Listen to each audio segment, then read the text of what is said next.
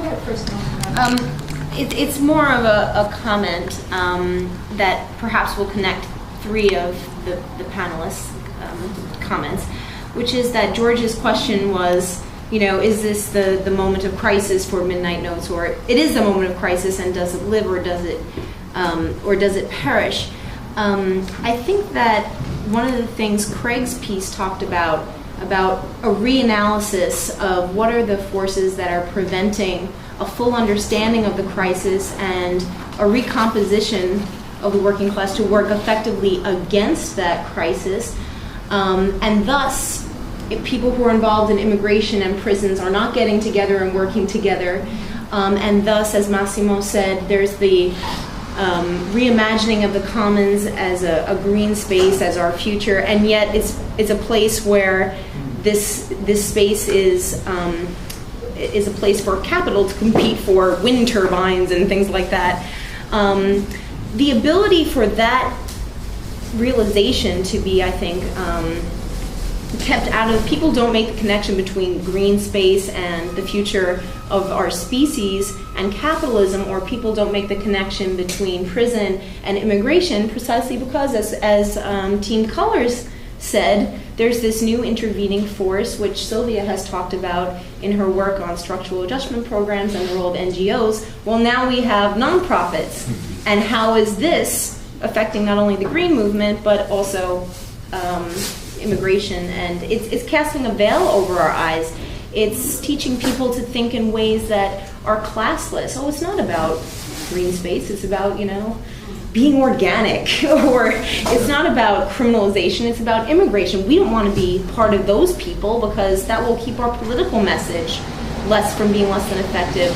So my point is that there are so many connections. I think that this is the future of Midnight Notes, that these questions are united, but in order to achieve the unity of thought, we're going to have to get together and see, as Craig's group did, well, there are new forces at work for capital, and right now the nonprofit world is a huge part of it, or X, Y, and Z is a huge part of it. So I think that the great part of this panel is, for me, it illustrated that there is a life to Midnight Notes, and we saw a piece of it maybe coming, and in future writing. Thank you. Let's keep going along that. Okay. Yeah. Thanks. I'll follow up on that, because I want to say a similar thing, which is that I think we're here because there's a potential in this room to move beyond the crisis of Midnight Notes. I don't think that we can collectively imagine an alternative. I think the work that we can do, and that I think most people in this room already do, is to document, is to analyze, is to document the inquiry that we are each doing in the struggles in which we participate. I think what Midnight Notes could offer, which it hasn't offered as well in the past, I think it's offered an opening, but has not offered a bridge between sectors. So, as Sylvia's so articulately said, for 30 years, it hasn't really dealt with gender issues, but I would say the reason why I keep reading you guys is because you're open to it. What I think it should do now is to make a bridge, is to do the analysis of social reproduction and to the reincorporation of struggles of the women's movement, which has become the privatization of reproduction, which is now the nonprofit foundation work, is to reach the bridge across the work that the anti-prison activists and the anti-repression of immigration activists have done, to do that kind of work, to make that bridge possible. And the third one I saw was a generational one.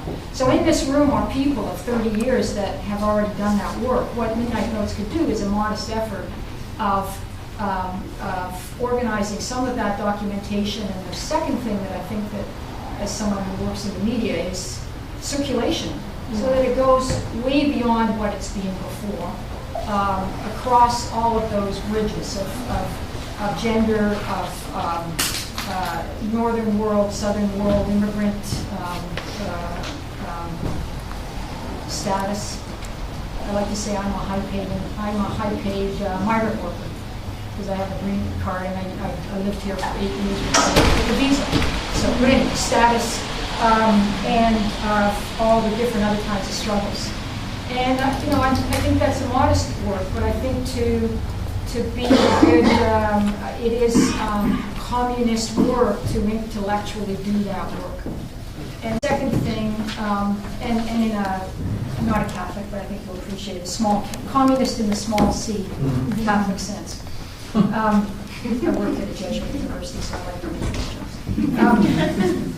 The second thing is that I think that the initial zero work, those questions of, what is the connection between the struggle and capital, what is the connection in the organized working class, I think have been good, but I don't think that the next level of questions is, how do we analyze the organizing that worked and the failure in terms of our cross-sectoral alliances and the divisions that organizing either reified or did not deal with.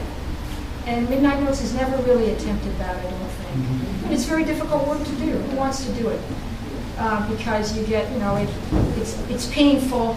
You get screamed at even more so than you normally do because you're, a marginal political group.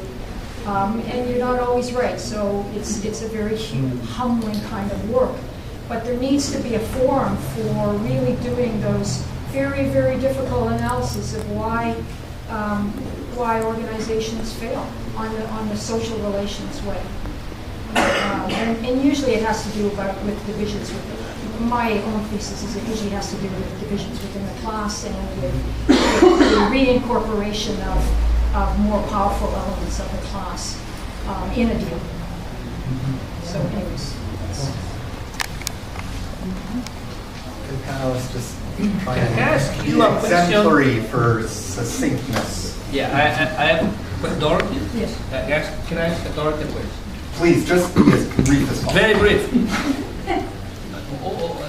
Why Midnight Note? Well, because I'm here in this room. No, I mean the point is go back to the history. Midnight Note has a history, and we are here. Why? I mean, that doesn't mean that. But why? The question is Midnight Note, raising to new challenges and do or follow what is your suggestion, which are, or what you're suggesting is actually that there is a process of recomposition, which includes obviously the Midnight Note, includes the friends, current friends, and beyond. Right. In other words, I agree with you. Right. So I'm just raising it. This is a project that I think that we can do, and I think it crosses over between the question earlier about the sort of Calvinist, what I think of as the Calvinist question about, the missionary zeal. I think it's a very modest. It's a very very important piece of work to do this kind of inquiry and analysis. And it also challenges that kind of messianic zeal about there being an alternative and there being a group of people that have an alternative. And I agree with you. I think there should be plurals, not just many yeses, but many different groups doing this. I don't know how to put it in a nice, elegant way. Okay. Does anyone have any very last words? I sense that we might all be feeling hot. I don't think it's just me, right? So I'd just like to very briefly present a critique which comes from most of the group. And I hope they're not being too embarrassed about this, but I'll get them up and they can do it themselves if they want. But one thing is this, right? Okay, I mean, if you're talking about crossing over sectors, doing intellectual inquiry work, etc., it's all very valuable work and everything. Unless this can be translated, these ideas are any use to the class and their actual struggles, they have to be accessible. And that means that the people who are translating those ideas, whether they're translating this into something else, into some kind of political campaign organisation, or whether they're speaking, or whether they're actually interacting on a one-to-one level in their communities and in their workplaces, it has to be accessible. If you do not make your ideas accessible, if you cannot explain what you're talking about to somebody on the street, then we are doomed. All right? So it's very, very important to remember this. And I think I know it's an easy critique for people to make, but it's something that's absolutely fundamental to what we're doing. And I know that everybody over there will agree with me.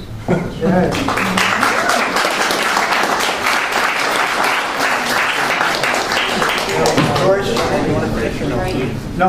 Okay. Thank you, everybody. The next panel is very soon. Thank you.